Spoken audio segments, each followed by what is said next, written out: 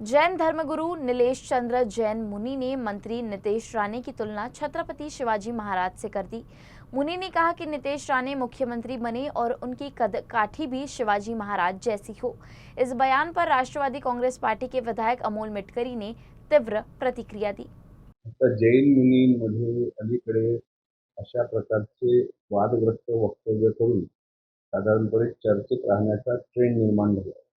जैन मुनी आम्ही जेवढा जैन धर्म आणि महावीरांची शिकवण अंगीकारली किंवा वाचली त्याच्यामध्ये कशाही पद्धतीने ते त्यांचा धर्म प्रचार करायचे, साधारणपणे मानवतेचा प्रचार करायचे. पण अलीकडे निलेश चंद्र नावाचे जैन मुनी किंवा मागं तारणांबद्दल जे वादग्रस्त वक्तव्य केलं गेलं असेल त्यामुळे यांच्या खाण्यात नेमकं काय येतंय हे अगोदर शोधलं पाहिजे. अशा प्रकारची बुद्धिमत्ता किंवा भाष्य करून तुम्हाला नेमकं काय करायचं आहे?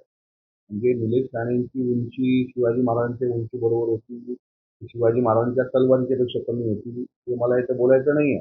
त्यांची वैचारिक उंची, त्यांची वैचारिक पात्रता आणि शारीरिक उंची किती आहे हे महाराष्ट्राला चांगल्या पद्धतीने माहीत आहे. पण हे जे निलेश चंद्र नावाचे मुनी आहेत, काल छत्रपतींची पुण्यतिथी होती. दिल्लीच्या संसद भवन परिसरामधल्या प्रतिमेला अनावरण झालं नाही. त्यावर एक चकार शब्द हे मुनी बोललेले आहेत किंवा छत्रपती शिवाजी महाराजांच्या पुतळ्याला बसवायला विरोध कालच्याच दिवशी झाला. हे महाराष्ट्राचं दुर्दैव म्हणावं लागेल. अशा वेळेस ही व्यक्ती बोलत नाही आणि साधारणपणे तुम्ही कोणाशी तुलना करताय, काय करताय, तुम्हाला याचं भान आहे का? तुमची अक्कल गहाण पडलेली आहे का? तर अशा मुलींना ताळावर आणणं आता गरजेचं आहे. धर्माचा बुरखा पांघरून जर आपण स्वतःला फार शहाणे समजत असाल तर एक लक्षात घ्या, शांत आहे तोपर्यंत महाराष्ट्र शांत राहू द्या. नाहीतर तुमच्या कमरेला ती लंगोट पण राहणार नाही.